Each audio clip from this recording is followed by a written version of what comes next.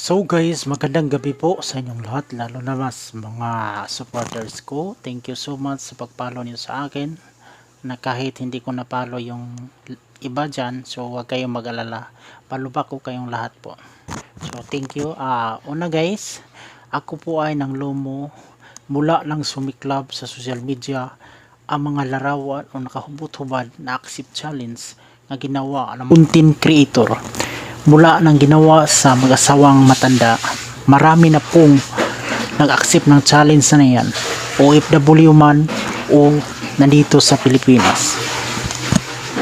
Dahil kawawa yung mga batang nakapuno, dahil akala na tama po yung mga ginagawa niyo at okay lang sa kanila rin yung mga gawain ganyan, nakasama po sa kanilang isipan.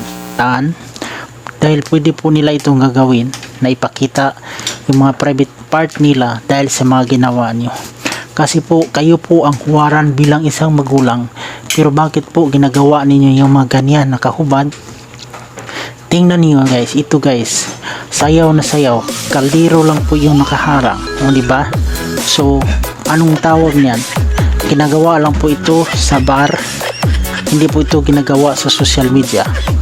So anong, wala po siyang respeto sa sarili na bilang isang babae, sila po yung sumisira sa dangal niya bilang isang babae. Dito sa kabila guys, ito rin yung nakaharang na putol na galon. Yan guys, tingnan niyo guys. So guys, ito guys, ito guys, sayaw na sayaw rin siya, pero putol na galon nakaharang sa harapan niya, at saka wala siyang damit. Tingnan niyo guys, so isa rin siya sa walang respeto sa sarili niya. Nahihiya, hindi siya nahihiya sa sarili niya at sa mga anak niya, kamag-anak, relatives, o sa lahat-lahat ng mga kababayang Pilipino. So ito guys, marami na po nag-accept dito ng challenge. Ito po ang sinasabi sa motivation o OFW na ang mga kalaswaan na ganun, marami na po nag-accept. Tingnan nyo, yung cook lang ang nakaharang sa harapan niya, nahubot-hubad siya, taga ibang bansa to guys. Tingnan nyo. So diba guys, maraming nakakita sa mga ginagawa nila ang buong mundo po, dahil nagkalat na po ito sa social media. Bata man o matanda, nakita na po yan, lalo na po yun sa mga mahilig gumagamit ng gadget. So diba guys, babae man kayo o lalaki, sana kayo po ang huwaran sa mga kabataan na hindi nyo gagawin yung mga ganyan na challenge na nakahubot-hubad, nakaharap sa kamera. Bakit nyo gagawin guys? Para lang makakuha o makahakot ng maraming followers? So guys, kung matitino kayo, hindi nyo gagawin guys, dahil nakaharap po kayo sa social media. Ang unang sinisira nyo guys, yung respeto nyo sa sarili, image yung dangal bilang isang babae o image bilang isang lalaki.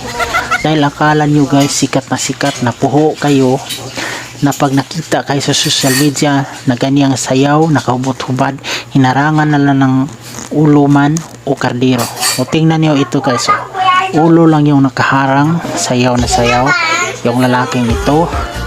So at saka guys, tingnan nyo guys, feel na feel niya guys na sikat siya, sayaw na sayaw siya. O tingnan nyo guys, sikat na raw siya. O ito rin guys sa kabila, tingnan nyo guys, sayaw na sayaw rin siya guys. So ang nakaharang ulo lang din. So guys, paano po ito nangyari sa buong mundo na? Bakit maraming nag-accept ng challenge ng ganyan? Wala na guys.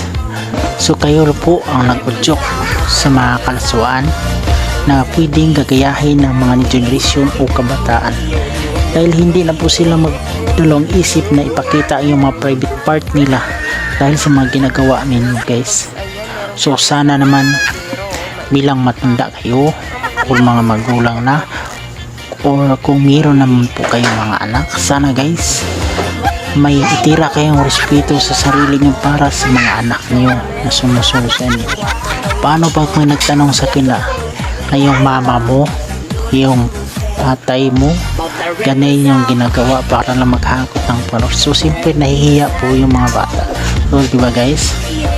So sana naman guys, huwag ninyong sirain ang lahat ng meron kayo sa mga ganyang bagay. So guys, ang kunting respeto para sa mga bata guys o sa mga generation ibibigay niyo guys, huwag kayong sayaw lang ganyan para sumikat. So tinatanggal niyo ang tawag ng pansalat, sampung sa salalat, or yung pansatoy, sampung sa tsukoy. O diba guys?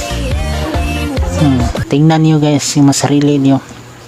Wala guys, wala po kayong respeto. Kayo lang po ang sumirsira sa dangal. O diba guys? O ito yung isa guys, oh. Grabe, tawang-tawa siya guys kasi akala na sikat na siya. Ito guys, oh. So guys, ang masasabi ko lang sa inyo, sana naman wag na po kayong gumagaya sa kanila. Yung mga nakakita sa video ito, wag na po kayong mag-accept ng challenge na mga ganyan, kasi bilang isang magulang at saka may anak akong isang babae, ayaw ko po magaya yung anak ko ng ganyan na nakaharap sa kamera, nakahubot-hubad. So pwede po yung mag-udyok sa mga adik.